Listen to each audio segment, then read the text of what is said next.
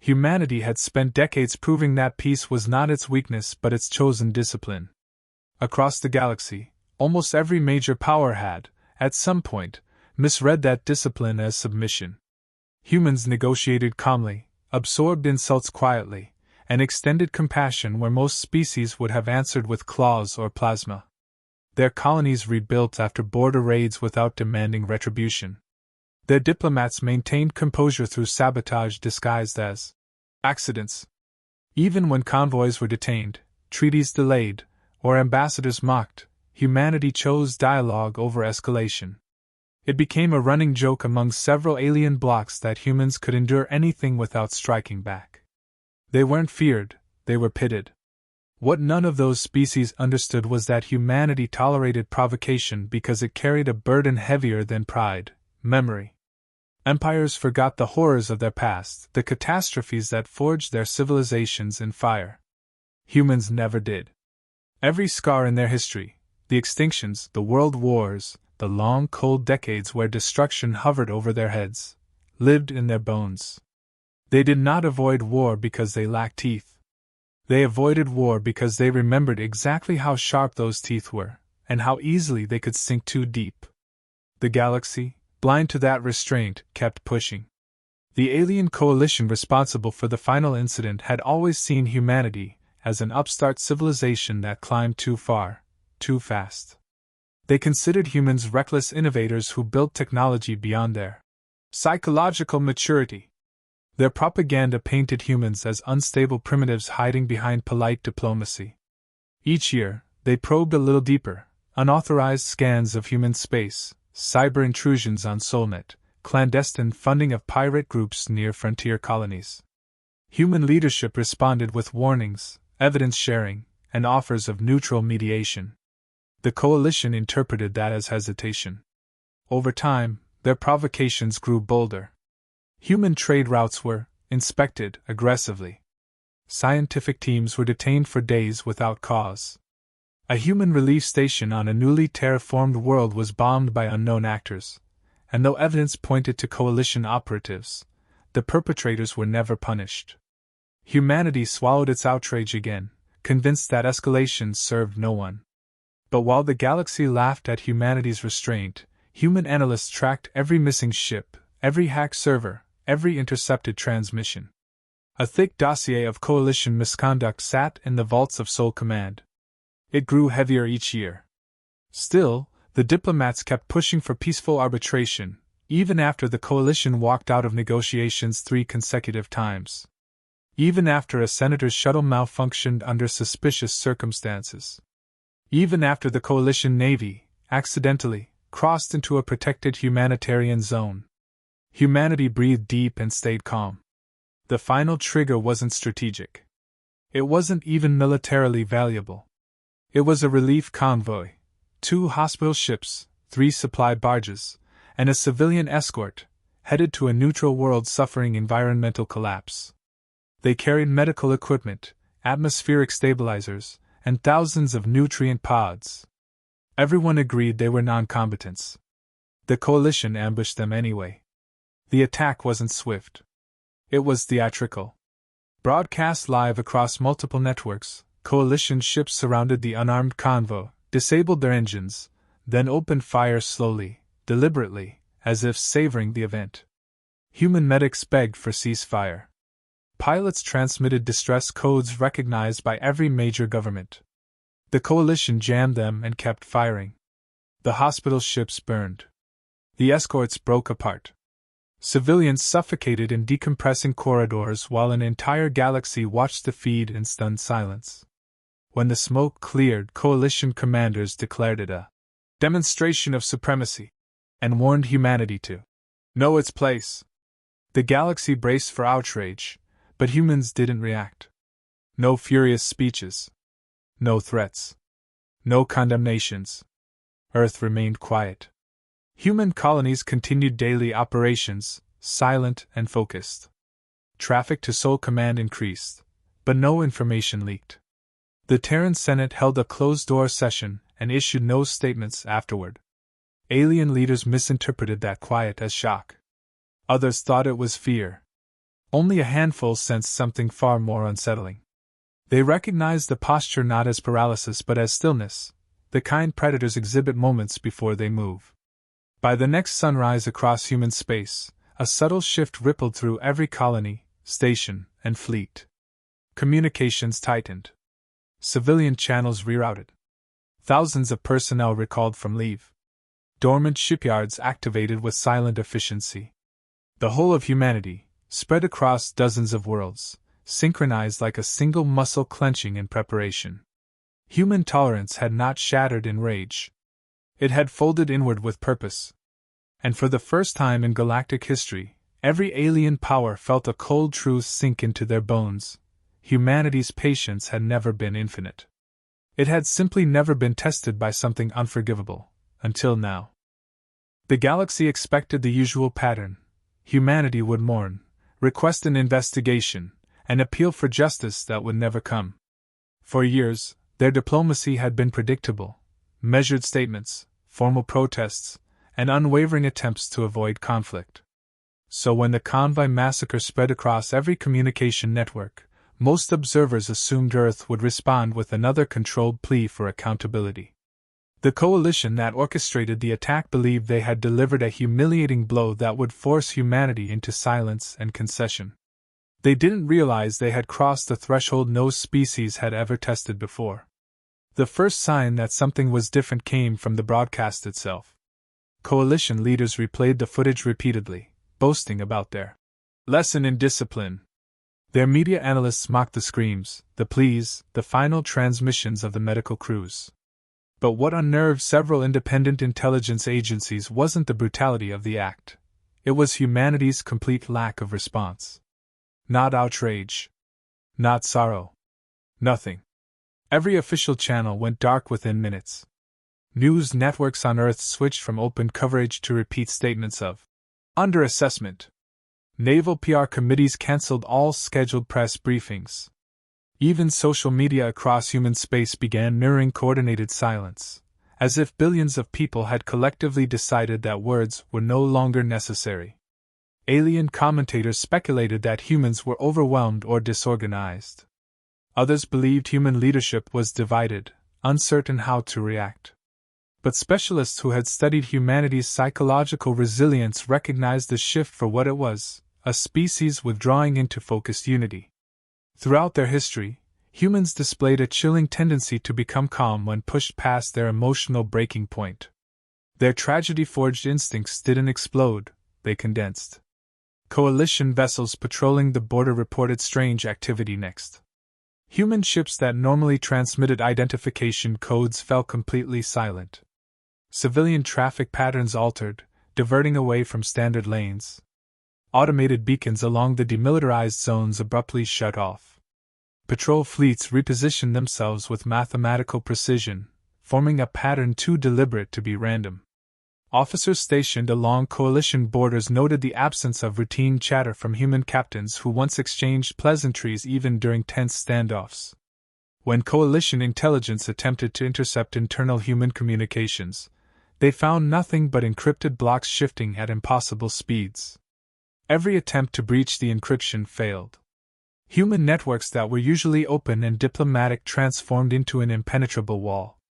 Analysts who had mocked human cyber capabilities the week before suddenly recommended immediate countermeasures. The moment that shattered any illusion of human paralysis came almost 12 hours after the attack. A single transmission emerged from Seoul. No visuals. No signature music. No diplomatic flourish. Just a line of text sent simultaneously to every recognized government. Stand by for formal response. 4 words. Neutral, almost cold. Yet the tone carried something none of them ever heard from humanity before: finality. There was no request for negotiation or inquiry. No outrage or mourning. It felt like a species announcing a verdict rather than seeking justice. Coalition leadership dismissed the message as posturing. They assumed humanity lacked the will to retaliate, and even if they did attempt it, the coalition's combined fleets could outmatch them. Their councils issued statements claiming they were prepared for all contingencies. Behind closed doors, however, fear seeped in. Their analysts compiled decades of human military records, technological leaps, and unexplained classified projects. They discovered that humanity had been hiding far more capability than they ever revealed publicly. The coalition realized too late that their entire understanding of human strength had been based on the version humanity allowed them to see. Other species quickly distanced themselves from the coalition, fearing collective punishment. Neutral governments offered emergency mediation. Several empires advised the coalition to apologize before events spiraled out of control. But the coalition refused, confident that human anger could be contained with political maneuvering. What they failed to grasp was that humanity wasn't angry. They were resolved. As human fleets began to vanish from civilian tracking networks, coalition commanders finally understood the magnitude of the mistake. Humans had never been barbaric, impulsive, or reckless. They had been disciplined predators choosing not to strike. And now, for the first time in living memory, that discipline had shifted direction. Humanity had spoken once. Their tolerance was gone. Their silence was the warning. Across human space, the transformation unfolded with a synchronization that frightened even their closest allies. There were no public speeches declaring war, no patriotic rallies, no grandiose displays. Instead, humanity shifted into a mode of quiet, coordinated readiness, an instinct woven into their species through centuries of surviving disasters. The change was so seamless that it resembled muscle memory at a civilizational scale. Civilian traffic rerouted itself away from vulnerable lanes as if guided by an unseen conductor. Emergency shelters across dozens of colonies opened without sirens or panic. People moved with purpose, parents collecting children, medics preparing triage stations, engineers inspecting power grids and shield generators. It wasn't fear driving them but certainty. Humanity had been preparing for a day like this long before they joined the galactic community, long before they encountered alien neighbors. Their survival reflex was older than the stars they now lived among. Within hours, entire sectors transitioned from routine operations to wartime protocol. Seoul Defense Command activated dormant facilities that hadn't been mentioned in public records for decades. Vast drydocs hidden behind gas giants powered up, revealing warships that never appeared on official registries. Some vessels were prototypes shelved for ethical reasons, others relics of forgotten programs designed as contingencies humanity hoped it would never need. Black zone encryption isolated military communications from the rest of the network. Every ship, satellite, and infantry unit synchronized to a single command lattice, a system tested for generations but never deployed at full capacity. The effect was immediate. Human forces across countless systems began operating with the precision of a unified organism. Alien observers watching from afar struggled to understand how such a complex society could mobilize so quietly. They had expected protests, riots, political chaos, but found none. Instead, humanity displayed an unsettling stillness. The normally vibrant public platforms went silent except for official instructions. People complied without resistance. Entire logistical chains shifted overnight as if pre-scripted. Fleet commanders who had been on leave returned to duty before their summons arrived. Cadets from academies boarded shuttles without questions. Officers who once ran diplomatic escort missions now moved into strategic positions aboard combat vessels, their demeanors sharpened by training they had hoped to never use. Most alien militaries relied on loud ceremonies, visible staging, inspiring speeches to motivate their troops. Humanity did the opposite. Their fleets launched without fanfare. Their soldiers prepared in tight, self-contained routines. Their logistics teams packed ammunition crates with the calm efficiency of surgeons assembling instruments. The coalition's intelligence reports grew more disturbing with every hour. They noted that human shipyards increased output by nearly 500% without visible labor surges. Entire flotillas left drydock minutes after assembly. No other species could turn construction, deployment, and fleet alignment into a single, fluid motion. It was as if every worker, engineer, pilot, and officer had been rehearsing this scenario their entire lives. Psychological analysts studying humanity's history issued warnings that fell on deaf coalition ears.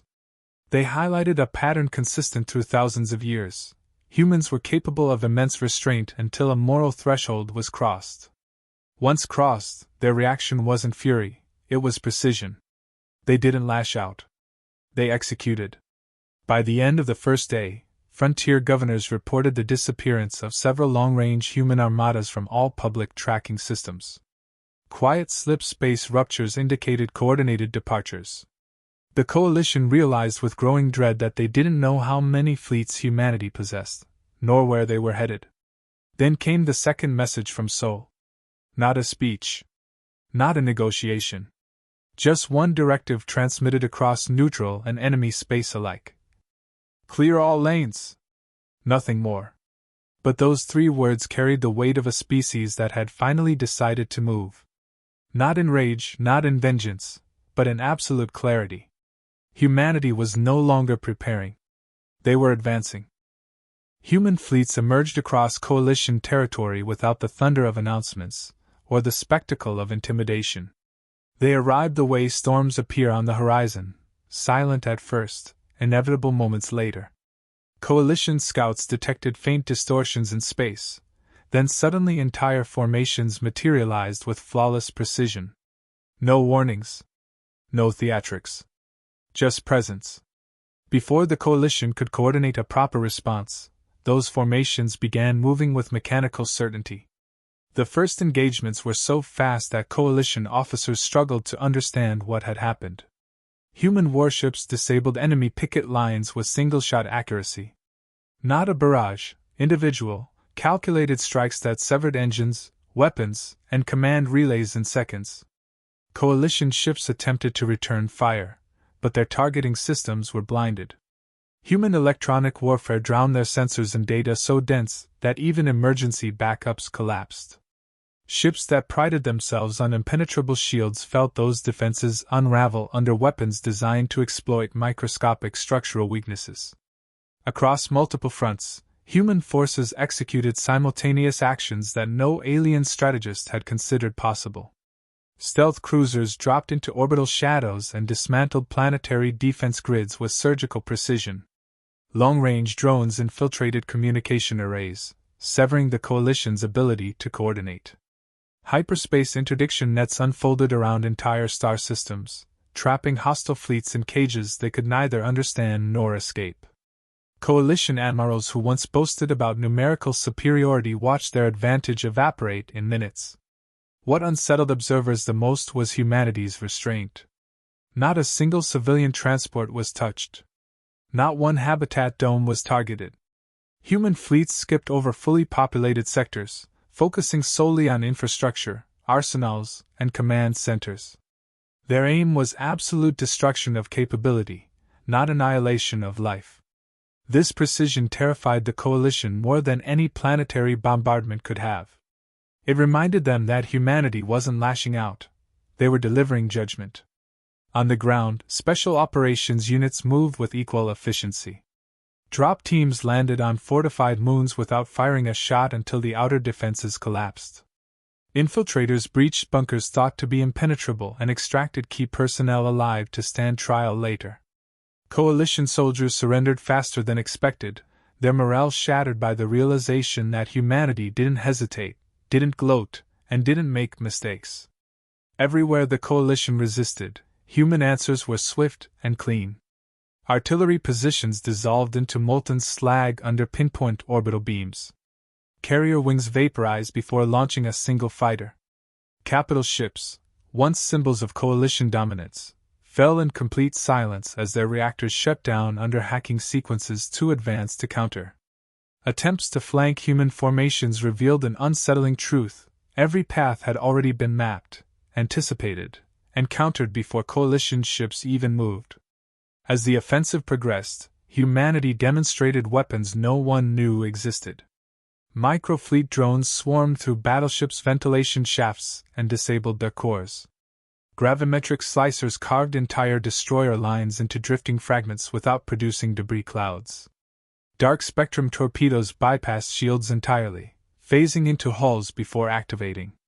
Each revelation shattered centuries of coalition confidence in their own technology. Some alien commanders attempted surrender mid-battle, broadcasting pleas on every available channel. Humanity accepted surrender immediately, but only from those not directly involved in the massacre.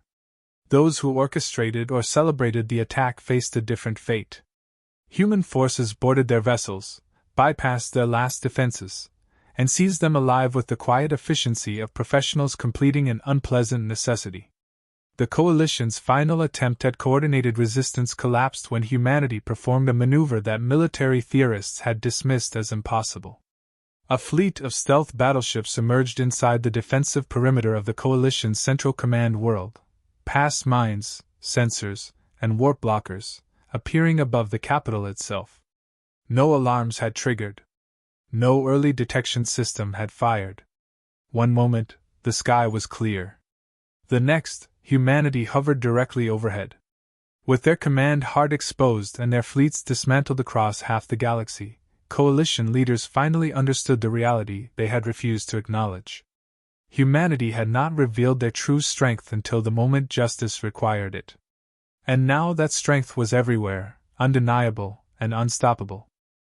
The coalition's capital world braced for annihilation. Its citizens huddled in shelters, convinced the human fleet overhead would shatter their skies and erase their civilization in retaliation. Generations of imperial arrogance dissolved into raw terror as they waited for the fire they believed they deserved. Every previous conqueror they had studied, every warlord, every dominating species, would have responded with devastation.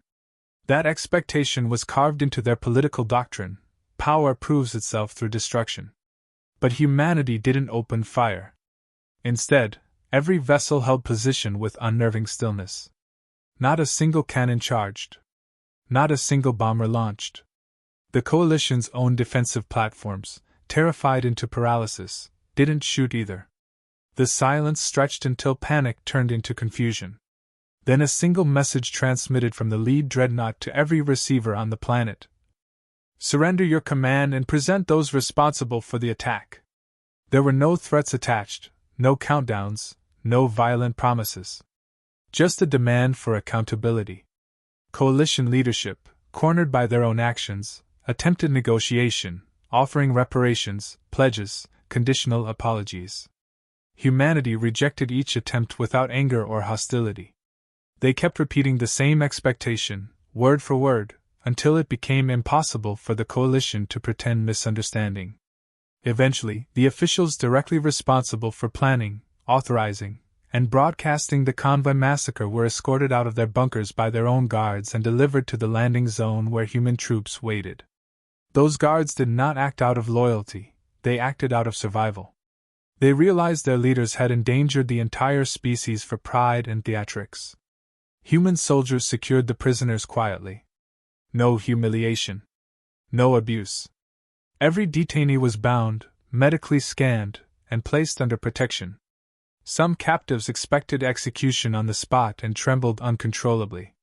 Instead, they were informed they would stand trial under interstellar law with evidence humanity had collected for decades, evidence the galaxy had ignored until blood was spilled live on broadcast. Once the prisoners were removed, human fleets issued a second statement to the coalition government. Disarm. Permanently. Human tacticians already knew the coalition's entire military structure, every reserve depot, every covert research station, every shipyard hidden behind gas nebulae. Their fleet split into coordinated task groups, not to conquer territory but to dismantle weapons systematically. Factories were disabled without harming workers. Missile silos were emptied and sealed. Orbital shipyards were disassembled with precision techniques that left infrastructure intact but permanently unusable. Across coalition worlds, citizens watched human forces disable armies that had oppressed them for generations. Many species under coalition rule had been forced into servitude, taxed ruthlessly, or threatened with pacification protocols. When humanity neutralized the coalition's military hierarchy, those subjugated populations realized that liberation had arrived unexpectedly, from the same humans their rulers mocked as soft. Humanity didn't colonize a single captured world. They didn't claim resources, territory, or tribute. As soon as every major threat was dismantled and every war criminal secured, human fleets began withdrawing in organized waves. Their final action on each liberated world was identical: transmit a packet of evidence exposing decades of coalition corruption, followed by a simple recommendation for local populations to form their own autonomous governance without fear of military retaliation. For many worlds, it was the first day of true independence in centuries. When the last human fleet departed coalition space, the galaxy expected them to turn their weapons toward broader revenge. But instead, humanity returned to their borders and lowered their alert posture gradually. Shipyards that had worked without rest powered down. Civilians resumed normal routines with the same quiet composure they had shown during mobilization. Humanity wasn't interested in empire building. Their goal had never been domination. It was justice. Historians across the stars documented the event as a defining moment in galactic memory. A single day when humanity's tolerance ended, but their restraint endured. They had unleashed overwhelming power not to expand, conquer, or terrorize, but to draw an unbreakable line. Mercy was their nature, until the innocent were murdered. Strength was their shield, not their excuse. And when pushed past their final limit, they acted with clarity instead of wrath. The final transmission humanity sent to the galactic community was short, firm, and unforgettable. Peace is our choice, not our weakness. And the galaxy understood, at last, what they had never grasped before, that humanity's greatest fear was never being harmed. It was harming others again.